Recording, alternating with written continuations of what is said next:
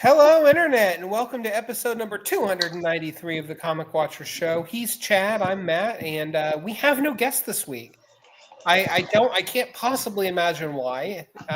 We have the Grinch, and I can't tell if he's inflatable or a stuffed. He is. Okay. He's inflatable. It's just me and Chad this week, and that's okay because we're here to entertain you. So we are here this week talking about our top 5 holiday-themed stories or comics. Chad, how are you doing right now? We're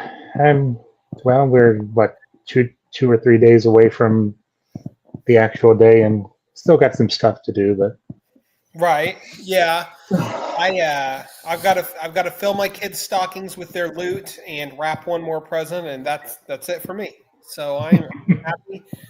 We wound up with an extra day off of work for Christmas Eve. So I've got a 5-day weekend coming up. I can't complain about that. And I've got a bountiful amount of comics to read, including my new Spectre Omnibus by John Ostrander that just arrived by mail today.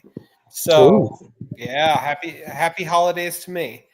But does that include the holiday story where the Spectre and Hal Jordan is the Spectre, kind of does his Christmas thing?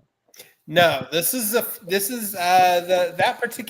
particular run by Ostrander and artist Tom Mandrake started in 1992, whereas Hal Jordan didn't become the Spectre until I want to say, Day of Judgment was either 99 or 2000, so somewhere in that vicinity.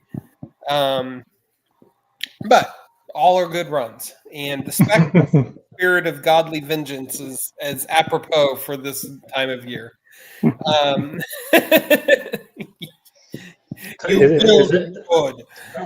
the holidays about ghosts threatening rich people into being better? Yes, absolutely. Except now the new version of it, the right-wing version of it, is that Scrooge complains that the ghosts are woke and trying to make him be woke. And yeah. So it goes. Hey-o. Hey-o.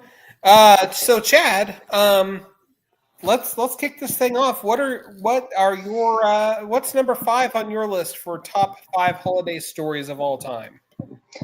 Well, I've always enjoyed the because every year DC does like an anthology, and there's a lot of good stories in there. But I think one of my favorite ones is it's by Scott Beatty and artist Damian Scott. It's called Home for the Holidays. It's where Shrapnel escapes the slab because he wants to go home and see his daughter.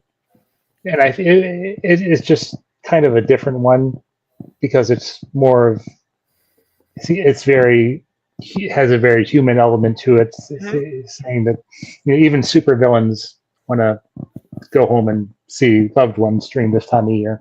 Yeah, most definitely. And DC has such a deep bench of C-listers like Shrapnel that you could pick and choose just about any villain you want and make it work. And Scott Beatty is one of my all-time favorite writers. He's great. What else has he written? I'm a little less familiar with him. He did some the Tim Drake Robin stuff. He worked with the person who shall not be named. Oh, gotcha.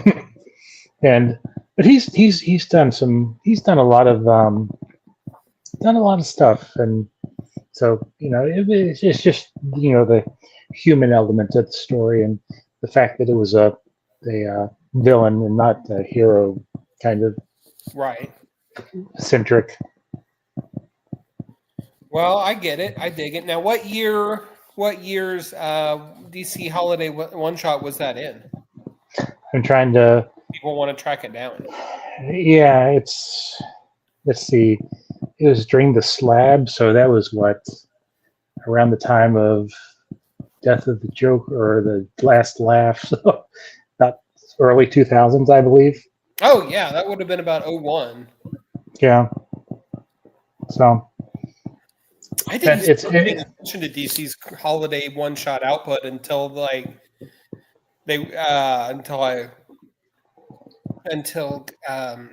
not All In, but Rebirth in 2017. And I have to say, like, I've been consistently impressed with the quality of those one-shots that DC puts out. Well, Because go ahead. I'm sorry. I was going to say. I mean, even the stories that are just a couple pages, because it didn't make the top 5, but for me, but in the 1998 there was I think it was a 2 or 3 pager of Santa making his trip to Apocalypse just so he could deliver Darkseid a piece of coal. That's fantastic. Jack Kirby would have approved. Yes. So. Awesome. Well, I only have about a top 3 myself. I couldn't come up with 5 holiday stories that I loved, so I'm going to keep on your side of these things for now, Chad. But what is your number 4 pick? Number 4, I would have to say, well, it's more of a theme. It's the different adaptations of A Christmas Carol. Yeah. I mean, there's so many, fun ones, and then there's also, more serious ones. I mean, you had the Teen Titans swinging Christmas Carol, and then there was The Outsiders. Also in the '80s, did a kind of a Christmas Carol type thing, but I think the one I really like the best is the Lee. Who is it? Lee Guillermo. His what is it? Batman Noel. Batman Noel, and frankly, anything Lee Bermejo touches is classic. So yeah, that was. I mean, not only is it a very beautiful to look at, but it's fun. I mean, you have Catwoman as Christmas past. Superman is Christmas present, Joker is Christmas future. Right. That's scary. I have to say, if we're going on a more religious themed here, for Christmas, of course, counting Tom Veitch's never before published until next year Swamp Thing number 89. Where Swamp Thing travels back in time to the crucifixion. It has to be something we talk about. And I can't wait to read it because it's been 35 years plus since it was supposed to have been published in DC at the time, balked at it. But and that of course famously prompted Veitch to quit the book. But if we're gonna get into Christmas time and all that, there's no reason not to mention this comic, especially since DC is finally going to reprint it this coming year. Oh, nice. Yeah, well, not reprint it, but print it. So yeah, they're going to reprint or print that issue and what would have been the succeeding several issues of Veitch's run in a 4 or 5 issue miniseries that they've got coming up in the either late winter or early spring. I think somewhere around March. And it looks like it'll be really good, and hopefully the issue itself is worth the wait because we've never gotten to read it. But Swamp Thing hanging out with Jesus, I'm here. I'm down with that.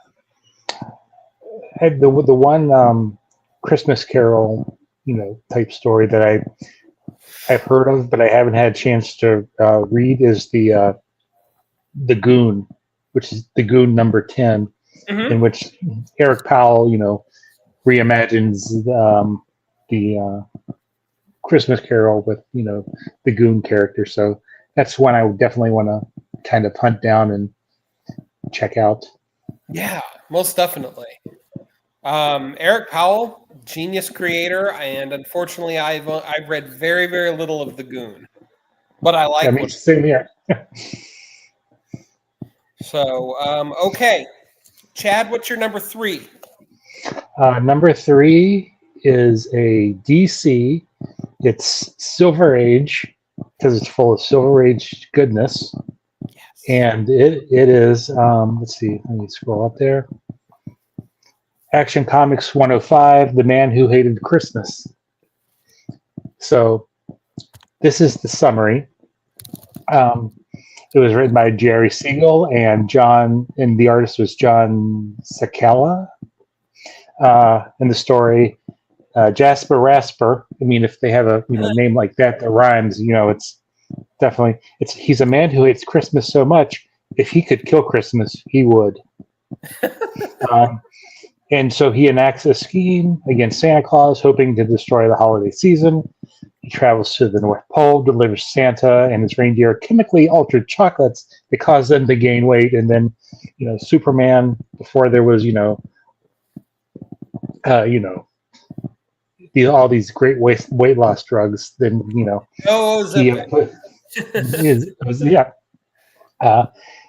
basically Santa puts Santa on a specialized weight loss program using unorthodox tactics such as dangling him from a bridge, forcing him to dance with a costume woman while he watches, and terrifying Santa with the horrors of space. So you can imagine with and he also gives Santa this super massage. It's pretty. I mean, it's the Silver Age. It's fun. I was gonna say that sounds. Let's see. Yeah, Superman 105. I've got it pulled up here on the Googles. 48 pages, DC 105 from 1947. It's actually a Golden Age book, so that makes it even more rife with silliness. Okay. But it wasn't uncommon back then to have a superhero just hanging out with Santa Claus or anything like that. And that definitely brings me to my first pick for holiday goodness. Excuse me. My number 3 pick would be the Batman Silent Night stories, which there are two so far. Written by, I believe, John Layman, who wrote two for Image and is currently writing Titans for DC. And in these stories, if you haven't read them, we find out that one of Batman's mentors, when he was on his years-long quest to learn how to be the best Batman he can be, was in fact Saint Nick. And Santa Claus comes back to his old mentee and discovers that he needs help. And of course, Batman, being Batman, is down. So we've got 2 4-issue miniseries. They came out last year and the year prior, right around Christmas time. I believe they were weekly. It's just good fun. I'm sorry, I said John Layman wrote it. It was Jeff Parker. Pardon me. Jeff Parker, who wrote Agents of Atlas for Marvel. Tremendously fun writer. But not that John Layman sucks. But these are the type of stories that make comics feel like something that you can only replicate in comics. Okay? Right. It's Batman teaming up with Santa Claus and they fight crime. And my God, that's just amazing. And I can't say anything more other than if you haven't read it, you need to read it. Well, I don't know. There were two parts to the Silent Night, weren't there? Yes. There were, yeah. Yes, there was the 2023 first miniseries, and then 2024 had the second miniseries, and they didn't do it this year, which makes me sad. Yeah. They kind of, if I remember that correctly, they kind of wrapped it up pretty nicely, but, there's always... I know, but come on. We need more of this. Yes. Batman Silent Night and Batman Santa Claus Silent Night and Batman Santa Claus Silent Night Part 2 Silent Night Returns. And if you are any sort of fanboy of any stripe, you owe it to yourself to read this story. So, Chad, that brings us to number 2. What do you have? I don't know. I also kind of not that I'm like a Marvel person. I would say I'm more of a DC, but there's some pretty good Marvel holiday stories.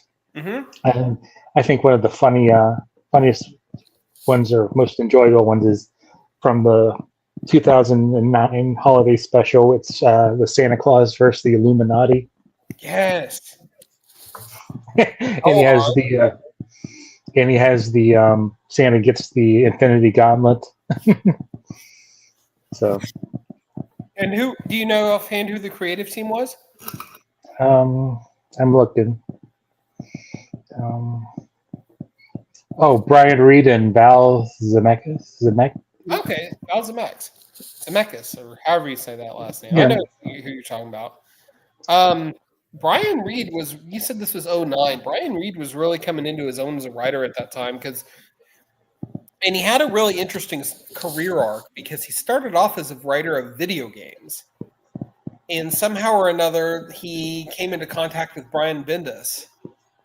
And they became friends and collaborators, and eventually Brian Reed got turned loose on his own and made his own name for himself. So, like during Secret Invasion, for example, there was a Captain Marvel miniseries where they posited that Captain Marvel, the original Marvel, had come back to life, but it turns out that it was actually a Skrull who only had been brainwashed into thinking he was Marvel. And that's not a huge spoiler or anything. That's like the first issue. But the rest of the miniseries is this really thoughtful exercise into identity and figuring out who you really are versus who the world thinks you are. Mm-hmm. And like Brian Reed, I don't know what he's been doing since then, but I wish he'd come back to comics because I always loved his solo work. Anyway, that's my take. So, my number 2 for our top 5 holiday themed comics and stories is Klaus by Grant Morrison and Dan Mora. Look, it's Santa Claus kicking ass, and it gets trippy in places because it's Grant Morrison. Why wouldn't it? And it's got beautiful art by a then up and comer named Dan Mora. And I believe there's 3 Klaus miniseries. They were printed. Hold on, let me double check because I don't want to misspeak again. Let's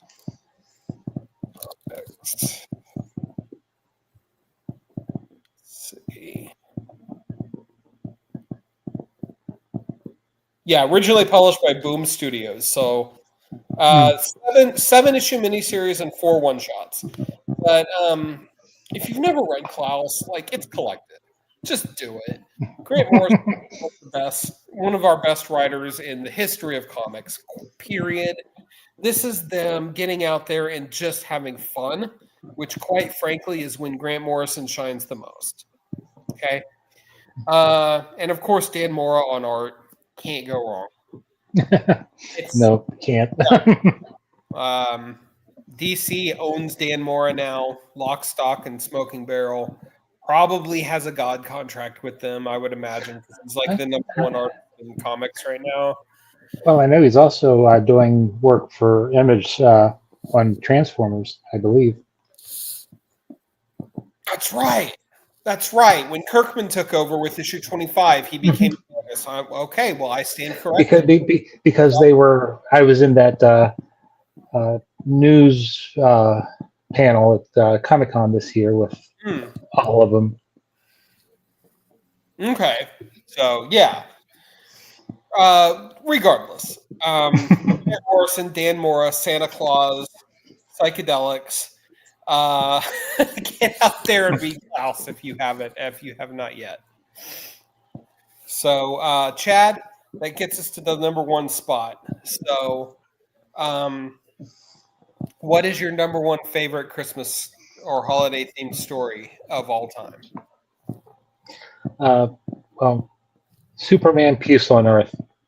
The oversized Paul Dini, Alex Ross. Yes, I mean, it's just very iconic. A I'm lot ashamed of, I forgot about that. But but, go on. but it, basically, Superman realizes that he's the strongest hero, but there's some things that even he can't solve using his powers. And I think, I felt a lot of those scenes were captured in James Gunn's, Superman movie. I feel like that was at some points where he was getting inspiration from. Mm-hmm. But it's Alex Ross, so it's awesome anyway, and Yes. it was the oversized you know format. But no, I think that it's just he takes the lessons that he learned from his adopted parents, that he can be an example to others, and at best inspire others to those searching for hope. Yeah, most definitely. Well, and the major crux, like you were saying, of this story is that Superman can't fix everything. Like he can't solve world hunger. He can't end a famine, or I mean, a drought. Excuse me. Um, and yeah, these sorts of harsh realities are weighing heavily on him during these holiday season during the holiday season, and the whole thing, of course, is just beautifully rendered by Alex Ross. And if you've never read any of the tabloid-sized one-shots by Paul Dini and Alex Ross, you owe it to yourself right now to drop everything and go do that. They did uh, Superman, and then Batman was the year after that, and then Wonder Woman, And Shazam. and then Shazam, who was yes, yeah, they did title it Shazam. And then they did a Justice League one shot, which was structured differently, but still in the same spirit of the other ones. But yeah, they're utterly gorgeous. This was done during the late 90s and early 2000s when Alex Ross was still relatively hot off of Marvels and Kingdom Come and Earth X, and could do no wrong. Now, that's not, of course, to say that Alex Ross can do wrong now. Very far from it. But at the same time, he's been doing the same thing for 30 years, and we've gotten more accustomed to it at this point. So it's just beautiful work. And I think you picked a very, very fine story for your number one Christmas story of the year. Or thank you. Whatever. All right, so that brings us to my number one. And it brings me to one of my favorite comics of all time, by my favorite writer of all time, Garth Ennis. Now, if you're not familiar with Garth Ennis, if you grew up and were reared in comics in the 90s, he wrote Preacher, he wrote Hitman. He would eventually go on to create The Boys with Derek Robertson, which, of course, has become a cultural phenomenon with its TV show. He wrote The Punisher and Marvel Knights and Punisher Max, and lots of other amazing work. However, Hitman number 22 by Garth Ennis is my personal number one pick for favorite holiday story of all time. Now, this came out in the year of our Lord 1998. Cell phones were then a new technology, and plays a role in this story to a certain degree. But the whole thing it's a one-shot issue. You can find it probably in your dollar bins at your local comic stores.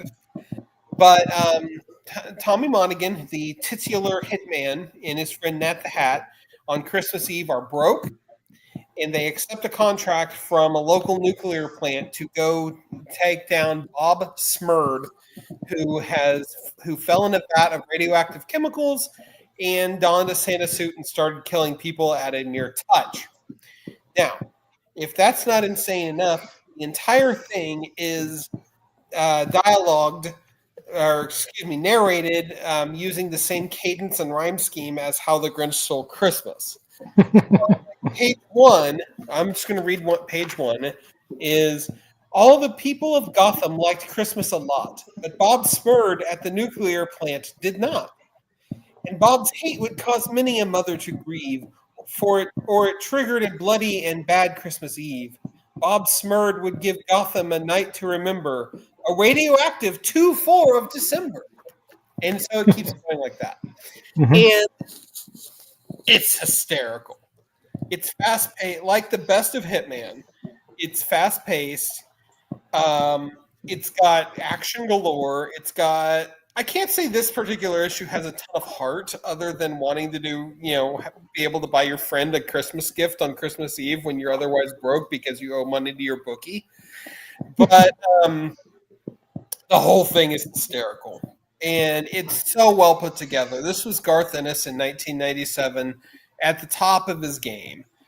And art by John McCree and Steve Pugh and on inks.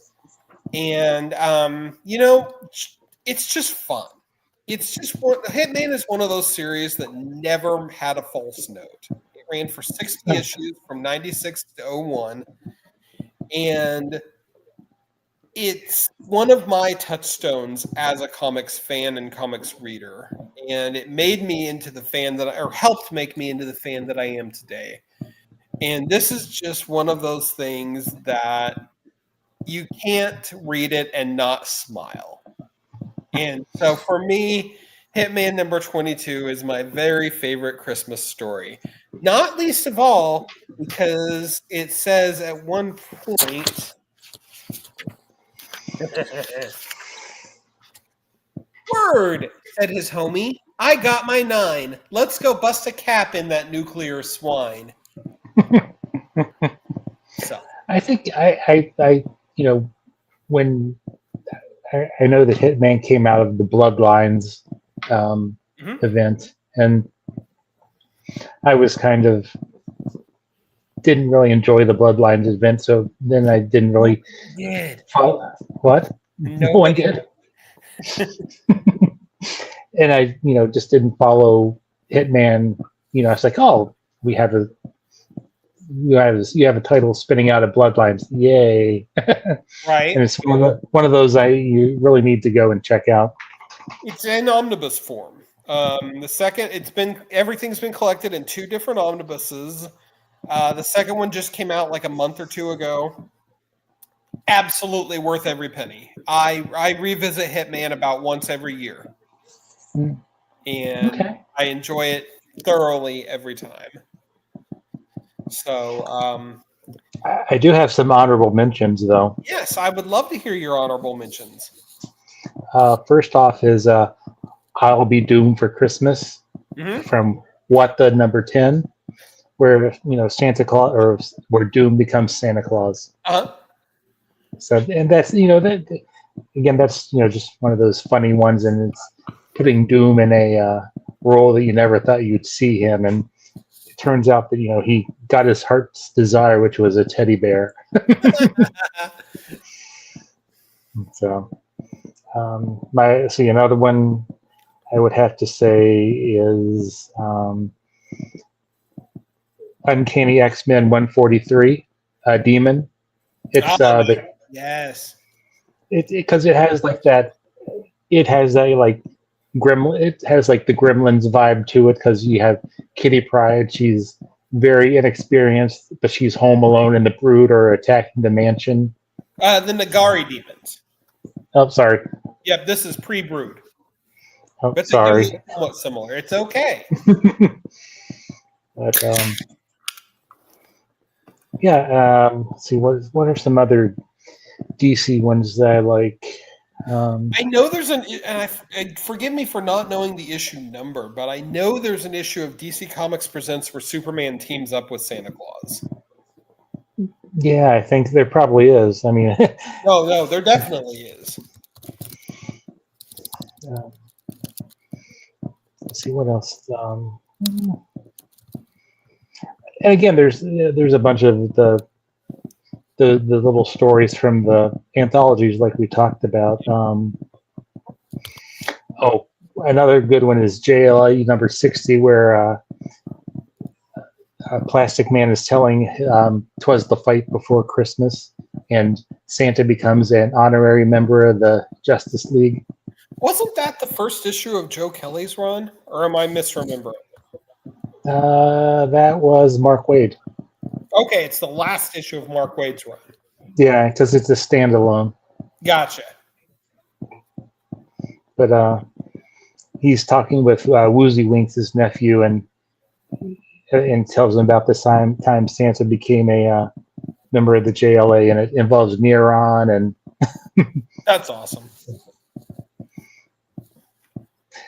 And then there's also from the DC Infinite holiday special with the Shadow Pack, and those were always fun stories, where they get the job of protecting Santa from the Anti-Christmas League, and it turns out that Santa was the one who took who hired them to protect him.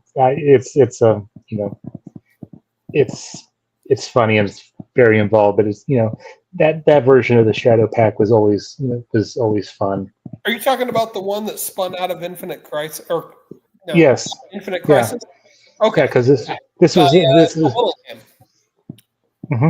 this was in the Infinite Crisis holiday special. Nice. It's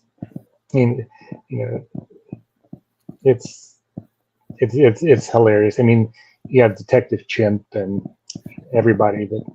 Who doesn't love Detective Chimp? I know. If you do quit watching this, yourself. That's right, all 11 of you. But that is kind of a wrap on our top 5 for Christmas stories. Chad, we've had a really good year in terms of comics, and it looks like we're going to have a really good year coming up. You haven't, and I hate to just catch you off guard like this because we didn't pregame, but sometimes that happens when you don't have a guest. But what in 2026 are you looking forward to? I'm looking forward to this next. First DC Comics' next level. I mean, telling stories of with some of the characters that they can't, I guess, hold their own titles for very long. But you have Scotty Young on Lobo, yes. Tony Flex on Deathstroke, and Greg Rucka returns to Batwoman, so it can't be that bad. Dude, Greg Rucka is returning home to DC, and that I am so here for.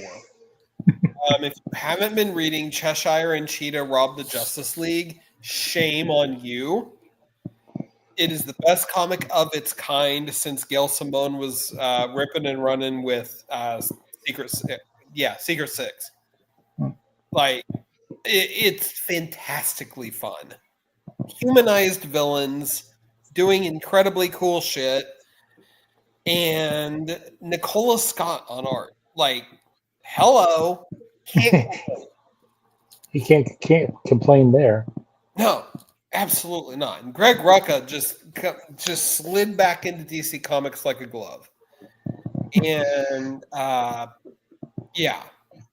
will be very sad if we get issue 6 and there is not something at the end that sets up another miniseries with these characters, because it's just so good. But I like the fact that they're giving these, second tier characters kind of a chance. No, absolutely. Absolutely. I also have to say, Marvel is. I know right now it's kind of fashionable to hate on Marvel because there's a lot of heavy-handed corporate decisions, it would seem, in their editorial side. But Infernal Hulk is awesome. That and Moon Knight might be their best two titles going. And speaking of Moon Knight, Jed McKay's fourth volume of his run, entitled Mark Spector Moon Knight, kicks off in February. There's that. Like I said, Nova Centurion is off to a really strong start if you like cosmic stuff. And then we've got another X reboot. Another new X reboot. That's right. Well, I wouldn't say it's a reboot exactly. Okay, well, yeah, that might not be quite right, but a new era, Shadows of the Future or something like that. I have to say, I have not been in love with the X-Men run since Krakoa ended, and again, fashionable to hate on them. I understand the need from an editorial level for Marvel to be like, okay, we need to make it new reader friendly again. But none of the books are really lighting my world on fire. And that's because, at least speaking for me, I've been reading X-Men since 1991. I've seen this before. And I've seen these themes before. Like, one of the things that made Krakoa so exciting was that it was new, right? And it was different, and we'd never seen it before. And now we're kind of back to, well, yeah, the world hates and fears them, blah, blah, blah, blah, blah. Okay. That might thrill the 17-year-olds and 16-year-olds that have never read an X-Men comic before, and that's fair.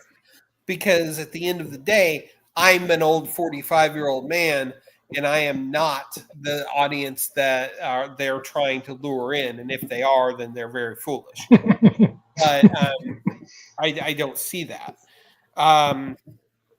But yeah, X-Men right now under Tom Brevoort is just not working for me, unfortunately. And did you follow any of the Age of Revelation or? There was like 17 miniseries or something like that.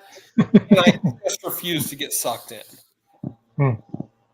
I couldn't do it, especially as it became more apparent through our site reviews as the event went on that this was kind of functioning as filler, like entertaining filler, but filler nonetheless.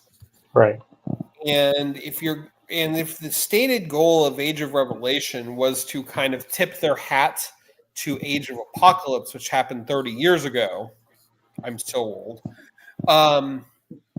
They sort of failed because Age of Apocalypse is crucial reading 3 decades later, and I seriously doubt that anyone 30 years from now is going to be talking about Undead Pool, Cloak or Dagger, and Long Shots. Right. That's not to hate on any of the creators involved, but at the same time, like, give me something with some teeth. Right.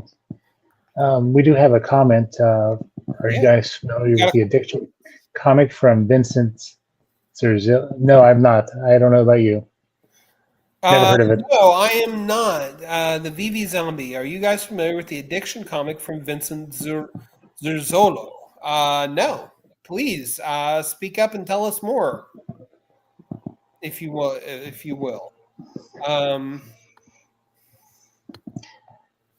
So, if you're not following the Marvel stuff, are you following the DC KO? Yes, absolutely. Yes. And I'm having so much fun with it. I am too. I mean, I was kind of disappointed that the initial round was like so convoluted, and it was like the brawl for everybody against everybody. But as we get down to the individual fight month has been pretty interesting. I mean, entertaining. Superman versus Captain Atom. That was who's going to win that one. Yeah. Just to move the story forward. Wonder Woman versus Lobo was pretty fun. Aquaman versus Hawkman kind of felt like filler. I mean, I love Jeremy Adams, but it just felt like it was kind of a, moving Aquaman's, being the Avatar, the Blue forward. I mean, granted, he has been connected to the Omega energy and all that since All In, but Well, here's the thing about that particular issue is it took place in the Aquaman comic. Arthur Curry is not going to lose that fight in his own comic. right. Like, it just is what it is. I mean, if they had, I would feel less cynical about that if it had been its own standalone one shot, like the Harley and Zatanna one shot. Right, and that's when reading those, you kind of didn't know who was going to. Exactly. Reading the one shots, you didn't know who was going to win. I mean, I kind of give John Layman's Titans Cyborg versus Swamp Thing the pass, because basically Swamp Thing was like, okay, as long as you're going to be, try to, follow through and, do good, then, you can have it. I mean, although it would have been fun to see Aquaman versus Swamp Thing, the blue versus the green. Because the blue is it's relatively, it's new, and it makes sense. Yeah. Yeah, most definitely. But as far as KO goes, I've been having an absolute blast with it so far. And I think the reason for that, first of all, top-notch creators, right? Like Scott Snyder, Josh Williamson, Javi Fernandez on art. Is that correct on the artist?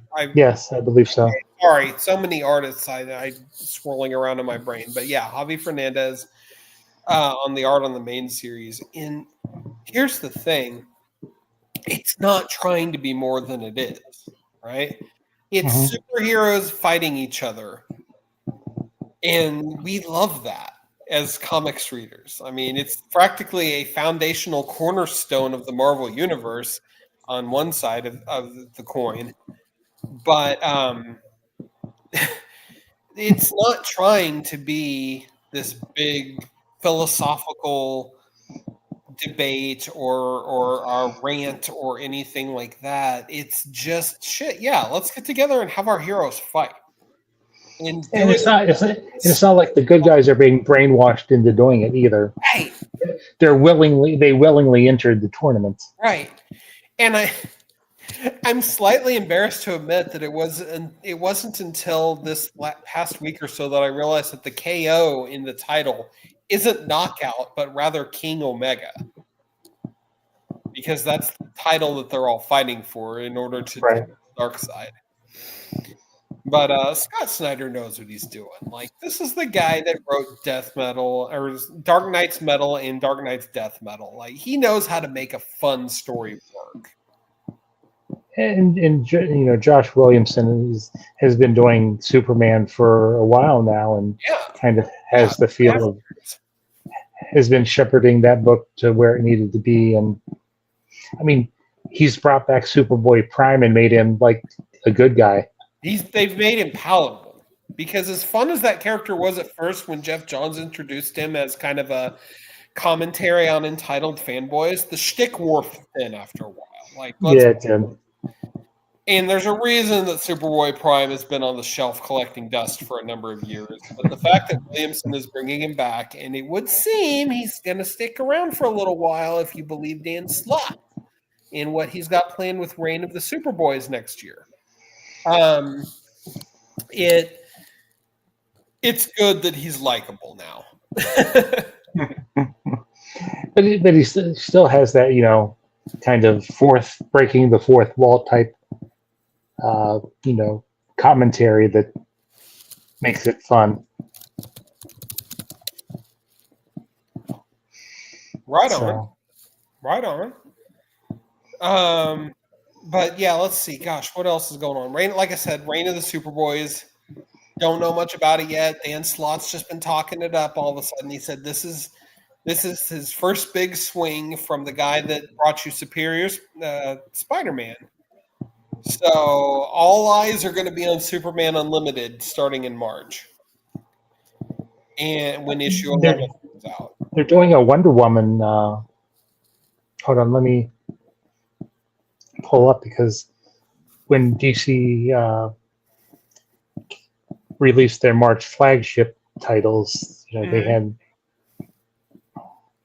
Which you can read about at comic-watch.com. That's right. Let's see. But it's I haven't really been following Batman. But I haven't tried I've tried a couple issues of the Matt Fraction. But is it not catching your world on fire?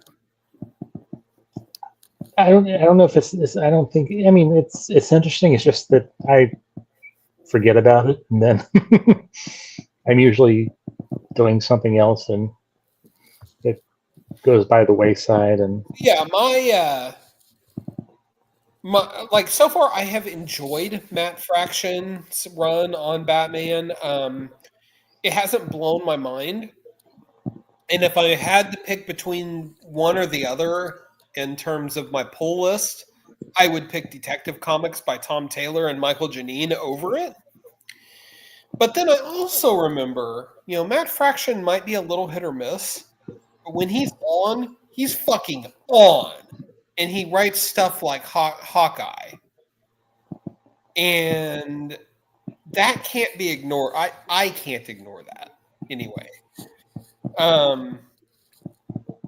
He's one of those writers that he's just got to be in his zone to work properly. And so far, I like where he's going, but I'm not like in love with the book. Yeah. I thought there was a Wonder Woman thing. I thought there was. But... Yeah, Wonder Woman book. Tom King is doing Tom King things. If it's your cup of tea, go with God. I guess Batman and Wonder Woman will be leading the JLU. Oh? Well, because I think Superman might be indisposed. It would seem that post DCKO, Superman is going to be indisposed for a hot minute. We've got Mark Waid writing Superboy, his adventures as Superboy in Action Comics. We've got, like you were saying, Josh Williamson has got Superboy Prime teed up in the Adjectiveless Superman book, and then whatever the hell Dan Slott's doing over in Superman Unlimited. So it's going to be a good year for Superman fans, I think, and it should be. Like, they should always... DC prioritizes Batman for obvious reasons, i.e. sales. But Superman should be the cornerstone series of books for the DC universe. Because Superman. And he's the foundation of not just DC Comics, but all superheroes, period.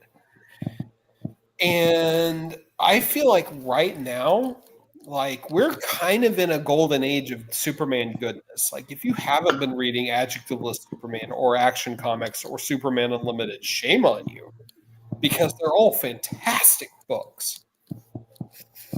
And 2026 is looking to be a big year for Superman. And obviously Supergirl, since, the movie. Yeah. I think in March is Green Lantern 600. Yes, they're. I guess they're going. Are they going to stick with legacy numbering for Green Lantern? I guess so, and it looks like Kyle might be coming back to be the Earth Green Lantern. If that's the case, I will be back on Green Lantern like nobody's business. I kind of got a little burnt out on it just because Jeremy Adams, as good as he is, was kind of taking like nothing but big swings, and consequently it felt a little too much to me. I love Green Lantern, and I'm a child of the 90s. I grew up with Kyle Rayner as my Green Lantern, and if he's going to take the spotlight, by God, I will be there. He is my rival. And it looks like Aquaman becomes Emperor Aquaman.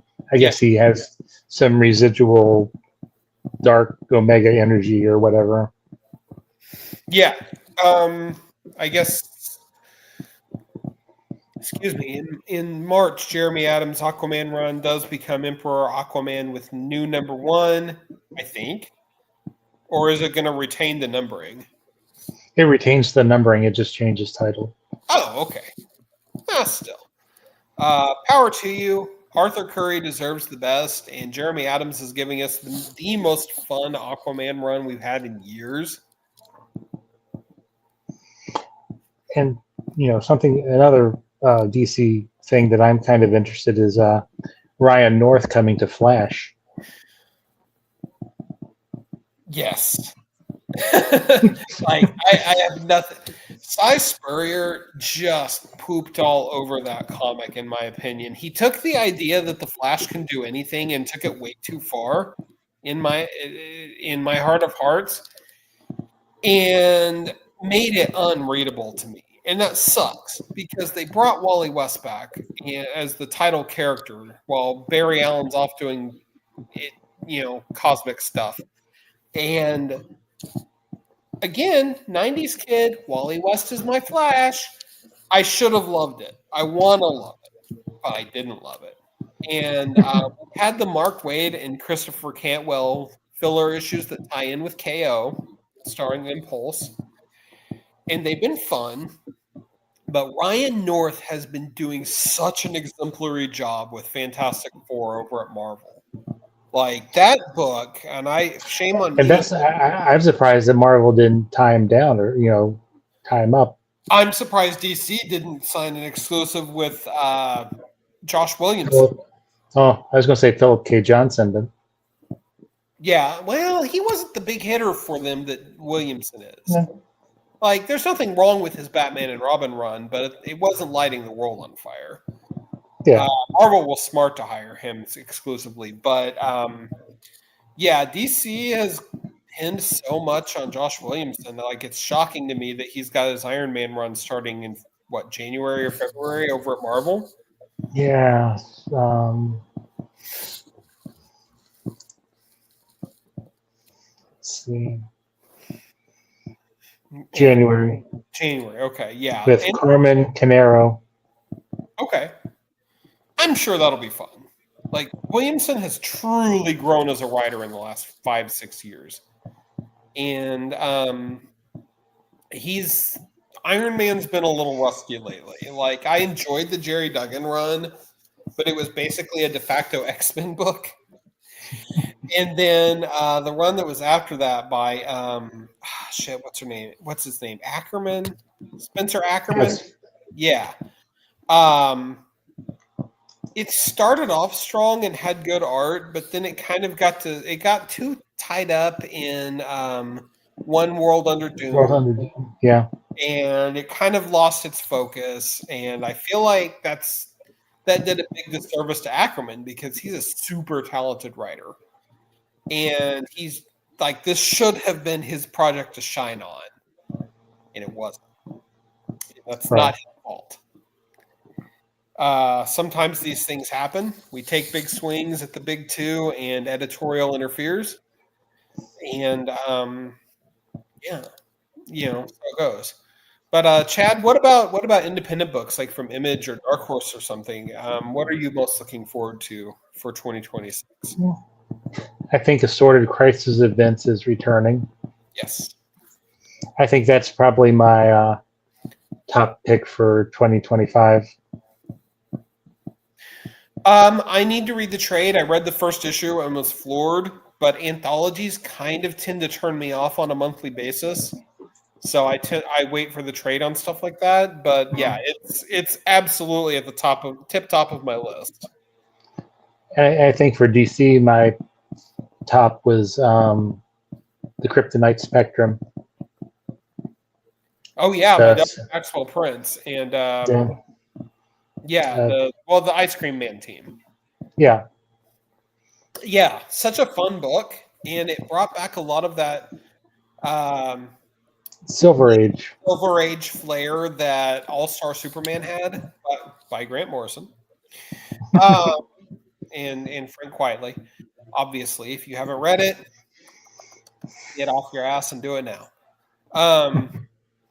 The biggest book for me this coming year from Image is a toss-up between The Sacrificers by Rick Remender and Max Fiumara, and the continuing saga of Lazarus by Greg Rucka and Michael Lark.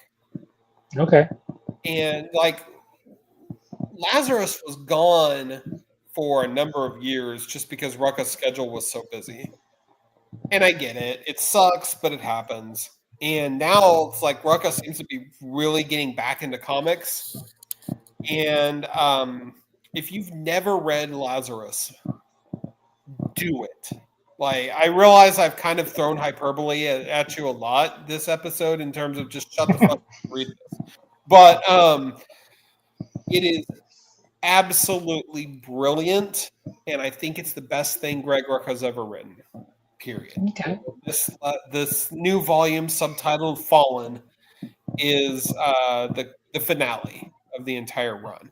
Meanwhile, The Sacrificers by Rick Remender is a huge commentary on religion and faith and the dangers of those things being exploited. Okay. And if you've never read it, it is full of a fantasy world. It's full of bird people and gods that live amongst mankind or amongst men, mortals. And super awesome. Like Rick Remender has become in the last decade or so one of my top writers. Like I will read something of his, full stop. Don't care what it's about. As long if his name is attached, I'm reading it. So those are my big books. There's not a lot going on from like Boom or Dark Horse that really grabbed me. Like they're still putting out quality books, and I don't want to detract or say that they suck or anything like that because they don't. And it's important that we have these other publishers out there because if we don't, then the conversation by default becomes about the big two and misses out on all this detail, all this wonderful creator-owned work that's being done right now. And if you're not supporting one of the smaller publishers with your pull sheet, you should do it. Like, get out there and check out something new that you've never read before. And I don't mean Image necessarily, or Skybound, or even maybe Dark Horse or Boom, but like somebody small, like Red 5 or Titan, who, by the way, is publishing like the best Conan comics in 4 decades right now. Jim Zub. Yeah, absolutely. Jim Zub, friend of the show. So, get out there in 2026 and try something new that's not familiar, that's not from Marvel or DC or even Image, and just support comics as a creative endeavor. So, Definitely. Most definitely. Well, Chad, it's the end of our hour, and somehow we filled it up. I didn't think we would, but we did. Well, we had no guests. So, that's always an iffy endeavor. Well, I think we'll probably be off next week, given the fact that it's another holiday, but then I have I'm working on scheduling some other people for January. Awesome. Thank you so much for everything you do, Chad. Thank you, not just for here on the show, because Chad does the scheduling of guests. Like, that's not me. He makes this thing happen. And there's a ton of stuff at Comic Watch that he's the John Paul Jones of that we wouldn't exist as a site without his efforts. So my hat's off to you, Chad. Thank you for everything that you do. Thank you for being an awesome co-host on this silly little experiment that we call the Comic Watchers Show. And thank you all for listening. Thank you all for supporting us. Thank you for let us know if you enjoyed this type of show, and we'll do more of them. Most definitely. We would love to. Until then, happy holidays, happy New Year, and we will see you in 2026. Thank you kindly.